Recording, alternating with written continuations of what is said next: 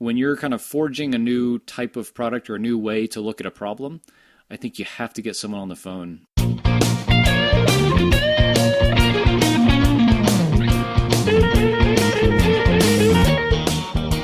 Welcome to the Rogue Startups Podcast, where two startup founders are sharing lessons learned and pitfalls to avoid in their online businesses. And now, here's Dave and Craig.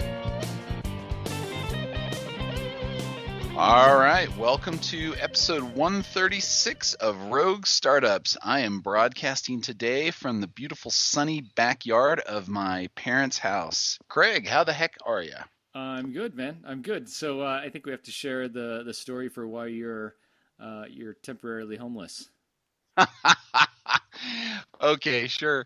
So for the past, I don't know, since basically the kids got out of school, so right around the beginning of June, we started having our floors refinished because when we moved into the house, we have hardwood floors on the main level. My wife is really hating the carpet that was there. So we decided, all right, they're looking pretty bad. It's time to get them refinished.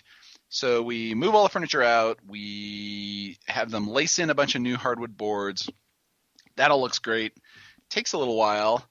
So that's like done on June 7th, and then they sand and all that good stuff. And then afterwards, this is the part that sucks. This is where they have to like kick you out of the house. They stain the wood, and then they put on finish. And it's either the water-based finish, which doesn't have a lot of stuff coming out of it, or it's like the polyurethane, but the polyurethane lasts a lot longer. So, of course, we picked the polyurethane naturally. And my wife is also a little sensitive to the chemical smell, so we did the 3 coats, and then afterwards she's like, whoa, that's really strong. I'm like, okay, well, let's extend our stay at this because we got an Airbnb to get out of there while they were doing this. Yeah. Let's extend it another day. Okay, sure. And then we get to that day, and it turns out that, oh, look at that. It's been really hot outside. Guess what happens to polyurethane when it gets really hot? It actually bubbles. Uh-huh. So they had to like strip part of the floor off and sand it down and throw on another coat of it, which added another 2 days to it. Yeah, I'm so done with being out of the house at this point. It's like it's a vacation that's not fun. Yeah, that's tough. That's tough. We've done a lot of home improvement stuff in the past. We're renting now here in France, but it's always like, it's like building software, right? It's like take 2 steps forward and 3 steps back, and just the unexpected disasters that happen like around every corner just seem endless. So it just takes longer and costs more and everything. So I feel your pain, but I'm sorry you're going through that. It's tough. I think we're getting close to the end of the tunnel here, and I'm pretty sure that the light I see is not a train. So I feel like we're getting close, but we were at the Airbnb. We couldn't extend anymore, and so I asked my parents if we could come hang out over here. So we totally turned their life upside down. 3 kids, 2 dogs, the 2 of us. Yeah, but it's a lot of family, man. That's a lot of family. But on the plus side, I'm sitting here in a gorgeous, shady backyard. It's like 73 degrees out here or something like that. It's perfect temperature. And I'm broadcasting on our podcast, so life is good. Good for you. Good for you. Yeah. Well, I spent the weekend, so we missed podcasting last week, all due to my fault. I spent last week in That's London. the story we'll stick to anyway. Yeah. I'm sure it would have been challenging for both of us to pull anything off last week. I was bouncing around location to location. So last week was a mess, huh? So I spent the last part of last week and over the weekend in London. We had a podcasting kind of one-day workshop that I presented at on Saturday, which was really cool. And then spent the last half of Saturday and Sunday on like a little mini founder retreat. So I stayed an extra day in London, and yeah, it was really great, man. I mean, I have been listening to like Rob and Sherry talk about founder retreats and just time to get away and unplug and mentally kind of unwind so you can actually think about stuff in a productive way. And it was a lot of what kind of I've heard and read about, just taking time to get away. It was ended up being, I think, really productive of just kind of thinking and planning and being strategic. And particularly, I think this is something I hadn't heard, but it was a little lucky, was it was on a weekend, which was harder for like Amanda and the kids because I wasn't here, when they're out of school and home all weekend. But for me, I didn't have like any pressure of feeling like I needed to quote work, right? Because it was like a Tuesday and I wasn't around to, talk to the team or answer support emails or whatever. I would have felt a lot more kind of guilty and probably not able to really unwind as much. So for those of us who are kind of early on where we need to be involved in the business, if you're talking about or thinking about taking a founder retreat, I would say look at doing it on the weekend or a holiday so that you don't have that kind of nagging feeling in the back of your mind, because it's hard enough to unplug. If you have that, it's probably impossible. But I loved it. I definitely recommend it. I'll probably try to do it once a year. I think it's about all I want or need or care to try to take away from the family. But yeah, it was really great. So it was a nice first experience. Nice. I haven't scheduled mine yet for 2018. We've been trying to push through all of this stuff with the kids being out of school. I'm glad we didn't try this whole floor finish thing while they were in school. That would have been just like a nightmare on top of a nightmare. Logistically, trying to get them up and feed them and get them to school and picking them up afterwards and snacks and all that other stuff. I mean, you sort of take for granted when you have a solid home base and that there's a certain level of stability in your life that becomes a problem. So yeah, I mean, scheduling a founder retreat is probably not going to happen for me until fall at this point, but I definitely need to get one in this year as well. Yeah. I mean, it's amazing how hard it is just to sit back and think objectively about stuff. And I think it's tough to do at home, even if you have a bunch of time. And for me, so I'm always busy, quote, working, right? And so like just to take time in a different environment was really nice. So I feel very fortunate to be able to do that and hopefully have some good stuff to show for it here soon. So, yep, pretty cool. Nice. So tell me where you actually spent the retreat. Like what physical location were you at? Yeah, so I was in London, so like kind of in town, which, I think a lot of people talk about like go to nature or go to the country or something like that. And we live like in the country. I mean, we live in a little village.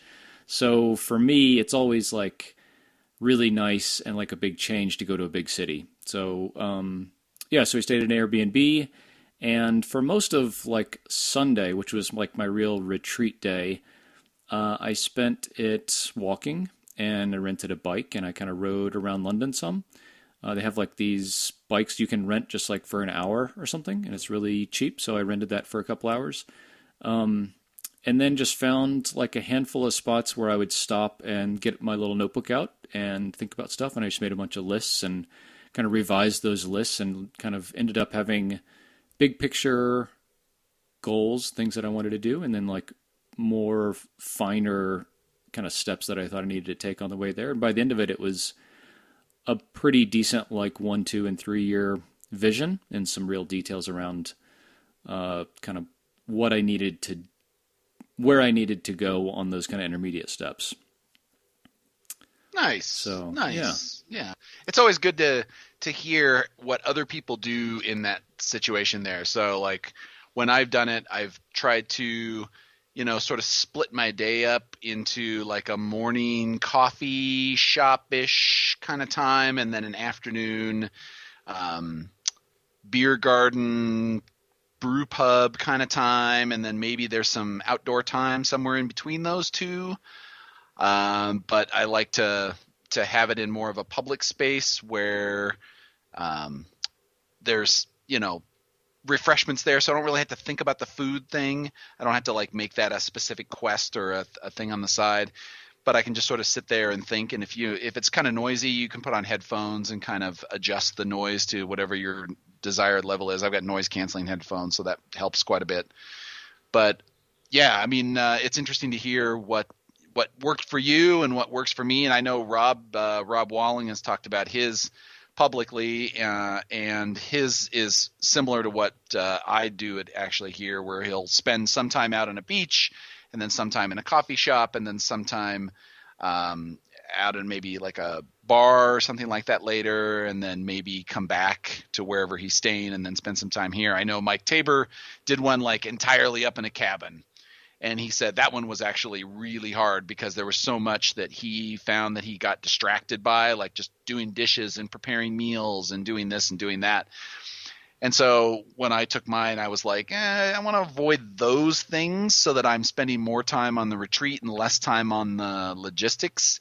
And I think that was a valuable takeaway from that. So, yeah, if you're planning on doing a retreat, would love to hear what is working for you, because it's different for everybody. You know, obviously Craig going to a big city was not what I would have necessarily picked, but it worked for him because he's living out in the sticks there in Annecy. So yeah. And I totally think that, whatever the setting is right for you, obviously makes the most sense for your situation, but a little variety definitely helps, because I could see, if you're holed up in a cabin or an Airbnb or something like that the whole time, I would just get kind of unproductive after a while, I think.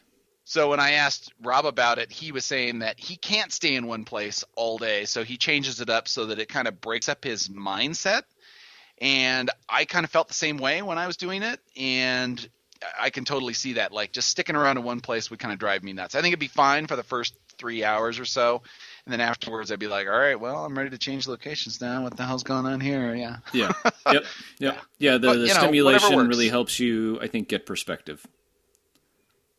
Yeah, and it's also awkward to go to a bar at 9 a.m, so there's that too. It's only for some of us, right? Oh, man. So, so today we are talking all about selling. I am super excited. I know that we both have been doing our fair share of demos lately, and I think this is a really important thing that probably isn't talked about as much as maybe it could be in some circles. I mean, I think a lot of people and a lot of us come from really technical backgrounds where getting on a live phone call with somebody to show them your life's work is a little challenging and intimidating. But I think when you look at especially like higher priced or more complex sales, getting on the phone and doing demos or doing sales calls with people is super important. So I think, Dave, so we're going to walk through not just kind of how to do demos or how we've been doing demos, but really like when you should do a demo versus just have like self-service sign up on your website, right? Yep. And so I think the thing that prompted this discussion here and why I was interested in doing this podcast is that, unlike you, I mean, this is like demos and sales. This is your wheelhouse, man. Yep. And I am just like a fish out of water here. I just did my first demo for Recapture this last week, and I've got a bunch more scheduled after Shopify Unite. I've made contact with agencies, and I'm getting these things all set up. And at first I was like super excited. I'm pumped. I'm like, yeah, we're going to do demos. And then as it got closer to the first demo, I was like, fuck, I'm going to do a demo. What am I going to do? I mean, and then I like started looking around at a bunch of stuff, and I'm like, all right, calm down, Dave. You got this. You can do this. But at the same time, it still didn't feel like it wasn't comfortable. It wasn't natural. It wasn't normal for me. The experience of it was a little bit rambly, I guess. And it's funny because we had done these demo notes before I had done my first demo, and I was like, oh, thank God, Craig. Thank you for writing all this down. And I still went through it. And even though I had that structure and I had that preparation in there, I still was feeling like I kind of stumbled. Like, it was like, well, we can get into the specifics of this here in a minute, but I mean, it still wasn't perfect. I feel like I got a long way to go on this. And, having done public speaking and presentations before, a lot of it's just practice. You got to do the same thing over and over again to just have it kind of roll out and be super smooth and polished and feel like you're on message and on point. But I was definitely not on point for that first demo, and yet somehow I didn't totally botch it. So well, I think the one kind of lesson or tip there might be to do a demo to somebody who isn't a potential customer. So do it to a friend or a colleague or a spouse or a partner or whatever, mastermind group, and just say, hey, I want to pitch you. Please give me your feedback both on kind of content and approach and tone and format and all that kind of stuff. Because it's better to have kind of a cold version of that rather than just coming out of the gate when it really matters and real money's at the line, real money's on the line. So yeah, I would definitely practice live one time at least before you really get going in front of a real potential customer. Yeah, the good news was the first customer that I had was actually, I'll say a friendly audience. It was a friend of a guy that came to Big Snow Tiny Conf. Well, it was a colleague. It was a colleague. So the guy that went to Big Snow Tiny Conf, he and I already had a relationship. I saw him again at Unite, and he hooked me up with this person in his agency that does the e-commerce stuff. So, in general, I felt like it was a pretty friendly audience already. They were kind of new to the whole thing. So there was definitely some education involved, and I was excited to talk to them about that. But yeah, I mean, if I had done it in a colder, more hostile environment, I would be feeling much less good about the end result of that for sure. Yeah, yeah. So let's start with the question that you just proposed a minute ago, and I totally derailed with the side conversation. When should you actually do a demo here versus just having people sign up for your product?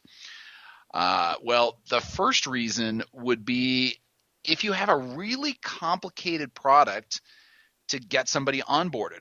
So maybe it's not straightforward. Maybe there's a certain amount of configuration involved. Maybe there's just a lot of different ways that the workflow could go depending on what the sign-up process looks like. Maybe they're an agency versus a regular store, and the onboarding workflow looks very different for those, or you want to make sure that the different steps get followed.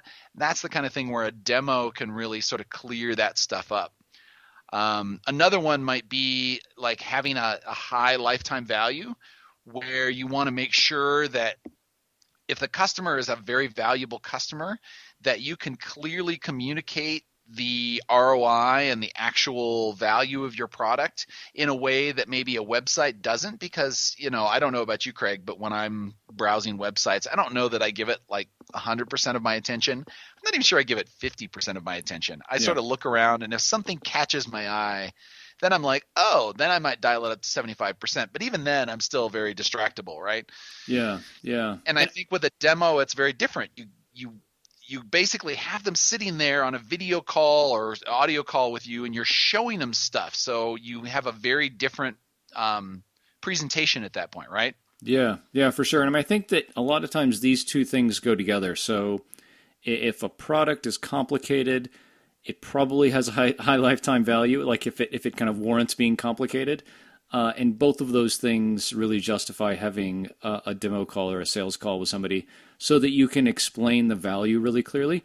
Otherwise, I think what you risk is them getting in there, signing up for a free trial and saying, what the fuck is this? I can never do this. There's no way I'm going to pay $300 a month for this thing that's whatever, complicated, and APIs and all this kind of stuff. But I think if you can get someone on the phone and say, this is why we do this, and this is why you have to set this up like that, and the result is X. Because that's really like what you're trying to get to is like, how can you solve the pain for these people in a really clear way and relay that value to somebody? So I think that like LTV, price, complicated app and setup and onboarding all go together a lot of times if it's all aligned properly. So I mean, yeah, we've been doing sales or demo calls for Podcast Motor since like day one, and with Sales Camp as well, because I mean, in a lot of situations, like people are using the API to integrate the referral program into their marketplace or their app or their website or whatever. So it takes a bit of like, this is how you set it up, and this is how you kind of achieve the goal that you have with whatever the tool is. I would say the other thing, Dave, that I do or I would do is look at your competition, right? So like in the email marketing space for e-commerce, are people doing request a demo as their call to action on the website, or is it start your free trial? Because, especially if they're tools that have been around a long time and you think that they have their stuff together, they probably have figured this out already, that like you need to do a demo to convert customers, or you can figure out how to onboard people just with self-service sign up. Because if you can, I think you want to go with self-service sign up if the conversion rate can only be achieved, a good conversion rate can only be achieved with sales calls, and that's what you have to result to. But you have to know that the number of new customers you can get on board in a month is going to be a lot lower that way. Yeah, and I think some of that has to do with price point. So like if you look at the higher end email marketing tools that are in the e-commerce space, almost all of them are like, click here for a demo. But the ones that are like at a lower range are all like sign up for a free trial now. Yeah. So, I think it has to do as much with the lifetime value as it does the onboarding factor of it. Because, if you're talking Infusionsoft is complicated as hell. And you absolutely need a demo on there, and they want you to have that demo because not only can they specifically create a workflow that's tailored to you, which is something that we're going to talk about in a minute about what you want to do before the demo. They ask you a bunch of questions so that they can create a demo that's tailored to your needs. And then all of a sudden, light bulbs start going off in your head to say, hey, look, I totally get what this thing can do for me. And now I feel pretty jazzed about paying $300 or $500 or whatever it is a month that you're going to charge me for Infusionsoft and the $1,200 onboarding fee and God knows what else. Yeah. But that stuff only comes through in a demo. But if you're using something like Drip and you're just like, hey, I need to sign up for some basic workflows here because, I need some tagging and I need this and I need that, and I already know what it is I need, I just need to sign up for it, then, the demo is not where you want to go. Yeah. So that's a good example because I know that even in the early days, they did a lot of demos, right? Rob did it and then Anna did it at Drip because it's tough to relay that value prop outside of a demo. Now, they have enough people and enough education about marketing automation and tagging and workflows and all this kind of stuff. But man, when you're kind of forging a new type of product or a new way to look at a problem, I think you have to get someone on the phone, partially to explain what you're talking about, of like how to get onboarded and get the value, but also I think especially when you're like early on in a product lifecycle, you need to talk to the customers to understand what they need, right? Because you think but you probably don't, right? I still don't think I really know what people want from Sales Camp, and so we still have requested a demo as the call to action on the website, and will for a long time probably because I still don't really get it. And until you really get kind of product market fit, I guess, you should be talking to as many people as possible, and you'll grow slow because of that. But I think ultimately you'll be in a better position. Right. Which brings us to another one of the key reasons that you might want to do a demo instead of self-sign-up. You may have a product that's fairly simple, but if you don't understand how your customer is going to use it, if you don't understand what level of product market fit you have, if you don't understand what things your customers might also be suffering from, not just whatever obvious pain you've identified and think you've solved, or how that pain relates to the pain you've solved, you should probably do a demo. This was something that was recommended to me with Recapture at Big Snow Tiny Conf. Like, you should be getting on the phone regularly with people and doing demos with them, not because you don't have the ROI nailed here, but you probably need to figure out how can I differentiate myself given what that ROI is and what else the customer is really struggling with. Mm-hmm. Because if you don't understand your product roadmap, if you're not sure, like I still have a ton of features that I'm like, well, which one is the most important one next? The only way I figure that out is by talking to the customers directly. So the demo call that I had, I was kind of tossing out some things that I had been thinking about for direction for Recapture, and I got some positive signals back from the person I was talking to at the agency because she needed to be able to communicate something to her customers about how to improve their ROI, and it was more than just abandoned carts. And she, was mostly focused on SEO and stuff and didn't really understand this whole space. So I kind of helped her understand a section of the e-commerce space that she wasn't as familiar with, and it also gave her some ideas about what she can do to offer additional value for their agency, in addition to the expertise that they've already got. So that conversation back and forth suddenly made me think, oh, wait a minute, there's an e-commerce agency that's not doing like email marketing stuff here. Like I didn't realize that until I talked to them. They were mostly SEO focused. Yeah. So now I've got like a different pitch to say, hey, look, here's some value I can add to you by telling you how to do this because, hey, that might not be your area of expertise, but it is mine. And I can tell you about that, and your customers will be thrilled to use this. Oh, and by the way, you get a referral bonus for signing them up.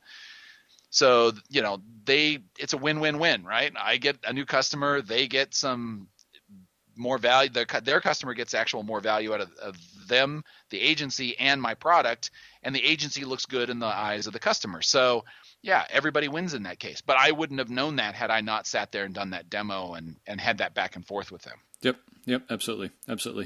We could go into a whole nother kind of episode about kind of questions to ask and all that, and maybe that's another episode is kind of how to ask good questions on demo or sales calls. But I wanted to walk through at least what we're doing. So we do have request a demo as the main call to action on the Sales Camp website right now, and wanted to walk through kind of that flow of kind of getting to the demo from when a potential customer comes to the website. So we have like the homepage of Sales Camp is on WordPress, so we use a Gravity form. So we have a page with a Gravity form that collects like name, email, company, company size, what type of referral rewards they want to give. So they want to like cash or credits or custom, like using an API or gift cards.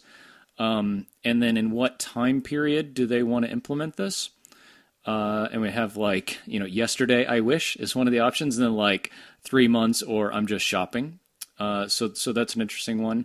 And then we asked the number of people in the company, because at some point you could look at this and say, if it's a big business, then take them to a live personalized demo. If it's a small business, you could ask like company size or annual revenue or something like that. Send them to, if it's a small company, send them to like a pre-recorded video or webinar or something like that as an early screening point. But I think if you're doing a lot of demos, then you have to do that. If you're not doing a lot of demos, then you just take everybody and do it live. So say everybody's live, we take them straight to a page with a Calendly form embedded on it. So like the success page from submitting the Gravity form goes to a Calendly page where they can pick a time on my calendar. We use Uber Conference as the conferencing service that I use, but you can use Zoom, and then that's where the appointment takes place. And I have 3 days open on my calendar a week for demo calls for Sales Camp right now. So that's kind of how it works for us. I don't know. How are you doing demos, Dave? Is it just kind of like as they come, or if they're requested, or how's that working for you? Well, I'm much earlier in the process than you are, obviously, and I haven't nailed down all of those things. Like I didn't set up – I have a Calendly thing, but I haven't been setting that up. I've been going back and forth in email with them, setting up a time that's mutually good. Or a lot of times they'll just send me their Calendly link right away. Yeah. A lot of agencies already have this stuff, so they're like, here's my Calendly link. You tell me what works. And I'm like, great. I pick a time and it's good. Yeah. As for the conference thing, I've got one scheduled on GoToMeeting. I've got one scheduled on Zoom. Somebody else set a Google Hangout. So everybody's all over the map. They're, and they're the ones that are kind of driving it. I'm like, hey, I'm available on Skype or whatever. I haven't set any of those things up. So most of the time with these agencies, they seem to have their own setups, and they're just like, here, we'll just use this. Yeah. And that's fine as well. That wasn't a problem. The GoToMeeting was the first one I've got. I have another Zoom one later tomorrow, Thursday. I don't know. I have to look at my calendar. But yeah, it just totally depends. And I don't think the tech stack itself is super important, but I do think your intake form is super awesome. And in fact, after I did the demo, I was in the middle of the demo and I realized when she said something that I should have asked a series of questions before the demo, and I didn't do that. And yeah, and then when the demo was done, as I was like typing this, I'm like, oh, I should have asked this. But then she helpfully like threw that out in the middle of the demo, and I was like, I wish I had a little more time to prepare. But I managed to pull it out, and I found the things that she was looking for specifically, which was all great. But yeah, you want to make sure that you are prepared for your demo as well, which I think brings us to the next section. And I didn't truly appreciate this until I had gone through the demo and then started face palming several times going, oh, I should have had more time to prepare for that. Damn it, I wish I had asked that question first. So this is where I'm going to defer to you and your expertise here and your experience. So what would you say are like the pre-demo questions that you found really successful that make for a better demo right now? Yeah, so we ask some of those questions in the form. So I have a decent kind of lay of the land, and then we send in Calendly, you can send a pre-meeting question or pre-meeting email that has, for me, a couple questions And it really is like kind of why do they want to set up a referral campaign and what is the goal around that? And then I just leave a really open-ended question and say, based on what you know of Sales Camp, are there any questions and kind of referral marketing? Are there any questions you have for me ahead of then, or is there anything in particular I should make sure I'm prepared to answer for you? So kind of try to leave the door open for them a little bit there, so that when I walk into the meeting, there shouldn't be any major questions. And the last thing I do is I say, please create an account before our call. There, we don't ask for credit cards, so it's no big deal for anybody to create an account, just so that you know kind of the lay of land, and you know kind of what we're going to be talking about. I got that from, I requested a demo of Autopilot about a month ago, and they had a really nice kind of onboarding sequence there, that said, make sure you create an account and a dash, so because we're going to walk through your live dashboard on the call. So that was pretty cool. Nice. Yeah. In my case, I think that's a fantastic idea, but for recapture, I found that they want to see like real data. They want to see either the demo, like we actually have a live demo on there. So what I did in my demo calls, I actually walked them through the live demo of recapture, and then the thing that they wanted to know was, oh, well, what about somebody in this industry or somebody in this other industry? And then I had to show some specific emails that they showed, like what was the content of those emails, because that's not private information. That's really public, because if you signed up for that thing on the website, you would get those emails, receiving them no problem. But, I don't show other people's analytics or something like that. I save that for the main demo. But yeah, I mean, if I just let them go into a regular recapture account, it's all kind of blank and it's just the default emails. And so, that didn't seem that interesting to me, but that's an interesting point. I guess it would depend on your product as to whether that worked or not. But for Sales Camp, I could see that would work. Yeah. So yeah, getting into the demos, once you're there, obviously show up on time and, whatever. Yeah. I don't use video, like of myself, but that's something to think about. Like if you're going to use video, obviously, take a shower that day and all that kind of stuff. Don't show up in your bathrobe.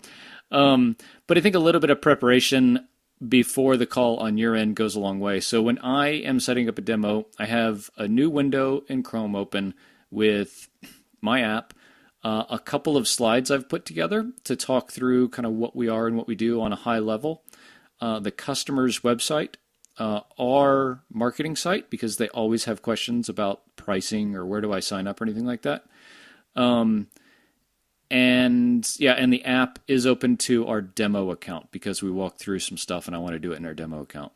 But I always open the call with like kind of some general questions about like, hey, what are you trying to achieve and how did you kind of get to this point and things like that? Because I think the most important thing for us as people trying to sell to these customers is like hearing their problems, right? And like as much as you can without being a dick, like pour some salt on the wounds, right? Like as they say, oh, we got this problem, we have all these customers and like, we just want to get more. And so that's like, you're like, yes. Hearing them say that is like the best thing ever, because then walking through the demo, you can say, and this is going to get you more customers because you're going to be able to do this and you can set it up with the API that way. And like, if they verbalize what their problem is to you, then it's a huge thing. So I always ask those kind of questions to start with.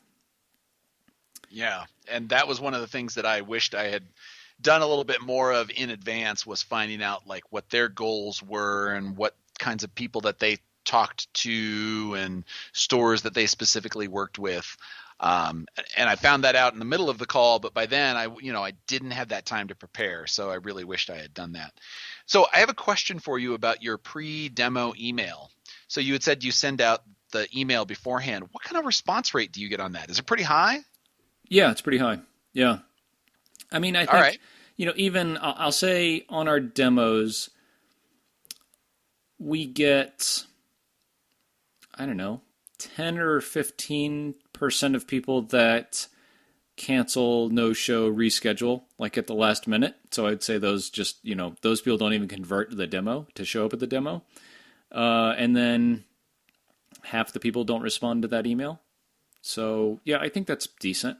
Um, So like 40% that are actually actively participating in that email. yeah, yeah. Okay, I was just curious because I was thinking that in general, emails like that can easily get ignored. So I was trying to figure out like what kind of response rate you were getting as a result of that. And so for the ones that don't do that, do you repeat the questions at the beginning of the demo to try to get that information, Hmm. or do you just you do? Okay. Even if they do respond, I say, hey, I saw in your email you were talking about this. Can you share or kind of explain some more about what you're looking for or what you meant there?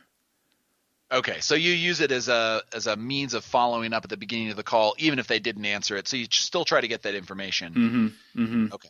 Because it's like it comes to the end of the call. So anyway, in the middle, you kind of show your stuff, right? And the best example of this, right, is for I think like Anna at Drip would build a workflow for you based on like what you need and in your account. So like she did all the work to onboard you in your account and saved it, and that's yours in your demo, in your actual Drip account. So like she did all the work of onboarding you, and we do the same thing. So we say, okay, I'm going to create the kind of referral campaign you want. What kind of reward are you looking for? Is it a percentage or a flat fee? And are you going to pay it in perpetuity or just once? And what kind of, cash or credit or whatever?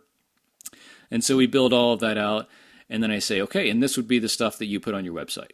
And so it's like we've done all of the work other than kind of the integration part for them. And I think that, so we have a blog post we'll link to, but from Stelly at close.io, who's like the master of all this stuff, right? But he basically says, don't just show what your app can do because they can figure it out for themselves. Show how you can solve their problem. And so I think we try to do this as best we can of saying like, okay, this problem is solved and this is how we did it. So whatever that means for you, I think don't just like say, okay, and then you click this button and you go over here and then you select this, but say like, okay, this is your referral campaign. It's done. You just need to put this on your website and you'll start getting more customers. Or here's the email campaigns and we have these templates predefined for you to get your e-commerce customers, your abandoned shopping cart customers back. You would just, click this button to activate them in your email sequence. Like that, show them the solution, I think is kind of the goal. Yeah, now I'm wondering how much I actually did that in my demo here. I think I tried to, but man, it's all kind of a blur at this point. Well, I mean, that's good. The next demo that I have, I'll make sure I focus on that a little bit more. Yeah, it's tough. It's really tough because we're all such proud geeks about our software, right? So we're like, oh, and it can do this and you can set it up like that, but the customer doesn't care, right? I mean, it's just like they want more customers or they want better emails or whatever. Right. So how it gets there is not really important to them. But then at the end, try to bring it back to like, okay, this is what you said you were really wanting. We went through like how you set this up. So now that this is set up, once you integrate on your site, you can, start getting more customers, which you said was like the most important thing. And then, I mean, I think something that we're still definitely seeing and haven't really mastered, and then you have to close, right? You have to say like, okay, what's the next steps for us to get this integrated on your site so you can, start your referral campaign. Not just, okay, that's all I have. Thanks for your time, which is the easy thing to say, but like put it back in their court a little bit like, okay, what's keeping us from moving forward? Do you want to put your credit card in now to activate your account? Whatever kind of awkward question, and then just sit there. And it's so fucking, even for me that have been doing it a long time, it is so hard. I have to sit on my hands. But I think it's just a waste of our time if we don't do that. Yeah. And maybe this is where the having their own recapture account would be highly valuable at this point. But for an agency, it's a little different because they themselves are selling to other customers. And so those stores would not, they still have to pitch it to their customers. I'm trying to figure out a way I can actually make that work out. No, totally. Yeah, it's different for everybody. But I think the thing, like the thing you want to figure out is like, what's the next step that they could take, and how do you propose to get there with the customer on the call? Because if you hang up, then all bets are off. Right. Yeah, the close is definitely the hard part. Yeah. I didn't really know how to close the thing there, but she did say, oh, well, be sure to send me a follow-up email with this, this, and this. And I was like, Of course, yes, absolutely. Yeah, that's awesome. That's wonderful. Yeah, Yeah. so I mean, yeah, like I said, it was a friendly audience, and I got a lot of help there. I think in the future I will take those same things and turn around and be like, okay, so I'm going to send you a follow-up email with this, and this. Does that cover what you think you need here? And who maybe mine will be something like this for a close, like, so who do you think is a good fit in your agency right now for this tool? Yeah. Yeah. That's a great question. Yeah, and if they say nobody, I'll be like, okay, well, I don't know where to go with that, but Yeah. Yeah. Who do you think in your agency is a good fit for this? What value do you think your customers would get the most out of our tool? Something like that, get them talking positive. Yeah, for sure. well, there's no doubt that demos are definitely not a natural thing for developer types like myself. So I'm going to have to do more practice to get better at it, and I may just have to ping you on our on email and say, all right, well, I think I fucked this one up, so tell me how I can make it better. It's tough, man. It's tough. Our first one for Sales Camp, it was a disaster. I didn't have the app open yet. So like I get on the call and I start staring at my screen. I have 27 tabs in Chrome open. And the guy's like, what the fuck is this guy doing? So, you're going to screw it up. But that was one of the cool tips in the article by Stella here was have a bunch of tabs open for the shit that takes a long time to load in your app. Like if you have analytics that takes, like, has to go ping the server and run the query or whatever and come back, have that done already in another tab. Because they don't care. You can say, smart. okay, and this is the dashboard, and then over here is what it looks like once you have all your stuff done, and this is the analytics. They don't care. Brilliant. Yeah, they don't care. So, the one other thing I would say, Dave, and we're not doing this yet, but I need to talk to Mike about it, is to use something like Blue Tick to follow up with customers after a demo. Because even if you don't get like exactly a close or a solution or next steps, you got to follow up with them. We are not even using a CRM at this point, so I don't keep track of them there. But you gotta have a place and a way to follow up with them. And if you could build like conditional autoresponders and something like Blue Tick to say, hey, we had a call yesterday. I was wondering if you had any questions. Would love to move forward. Hey, a couple of days later, wanted to point out this thing or these few things that might help you on your way. I think something like that could be really valuable. And then at the end, you got to get to like, if they don't convert, why?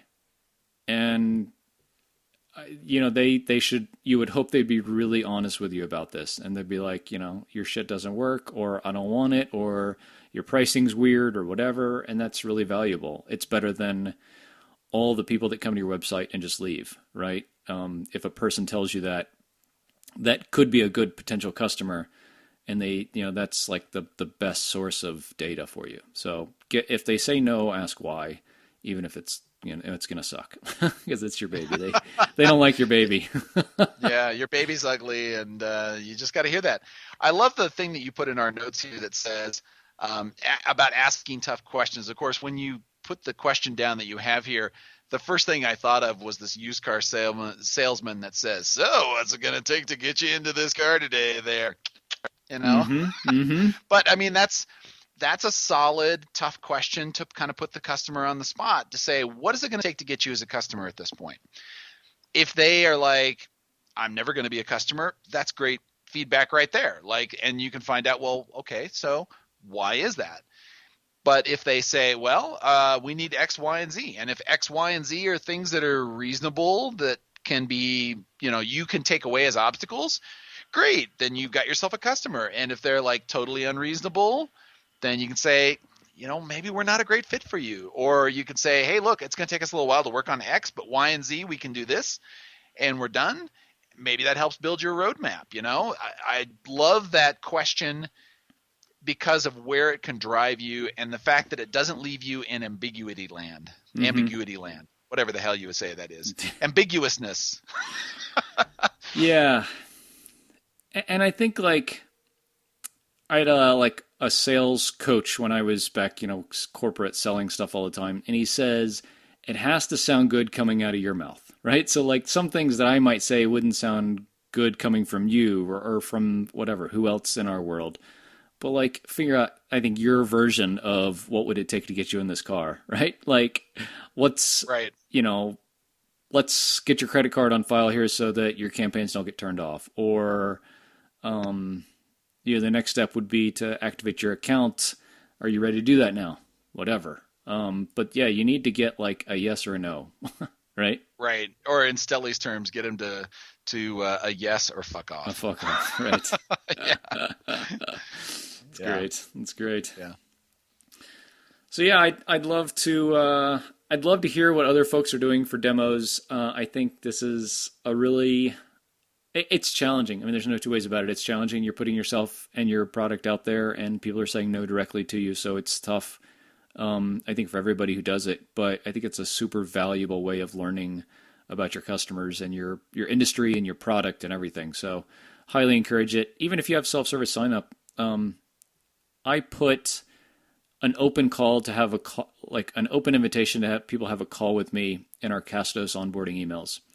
And I've had a handful at this point, but yeah, I think there's nothing against having a demo with self-service as like something that's purely optional. It might be a cool way to start for some folks. Yeah, and in fact, I found another way that's sort of like the same sort of thing. So I had one of my customers that was saying, hey, you must be a conversion rate expert, to which I, snickered to myself as I read that email. I was like, well, okay, I do know something about this. I don't know what I'd ever call myself an expert about it. But the fact that she doesn't know what's going on with her store and this conversion rate, and she's overwhelmed by all this information, she's like, so would you be willing to do some consulting for me? And I was like, I jumped at the chance, because here I've got an open conversation with a customer, and I can start to ask about what's going on in their store and what are they struggling with and what do they not, where this conversion fits into it. And that's not necessarily a demo. She's actually been a customer for, 9 months or something like that. Mm-hmm. So she's been there a long time. She knows the value of it. She gets all of that. But now I get like this great demo-like environment where I'm finding out about what's going on with her, and I'm getting a chance to see, is there something that Recapture can do that can improve to make her and other customers' lives better? Yeah. So that I'm looking forward to that. She actually had to reschedule on me last week. I would have had 2 in one day. I'm glad it turned out to be 1, because the first one kind of threw me for a little bit of a loop afterwards. I felt a little discombobulated, but then she had all kinds of logistic stuff go wrong. But now I'm excited to see that coming up actually this week. So awesome. It doesn't have to be a demo call. You can do other kinds of calls with customers and say, hey, I'd be willing to give you some free consulting. I just want to talk about your business and see what's going on. And people love to talk about their own stuff. Yeah. Right? Yeah, shit, yeah. For sure. No, that's great. Yeah. So if you've got any other questions, or you've done a demo and you had something that's totally different that's working for you, we'd love to hear from you. So shoot us an email, podcast@roguestartups.com. If you're loving the show, we always appreciate a review in iTunes. There's a link at the bottom of the page here. And we hope you have a great week. Until we talk to you then.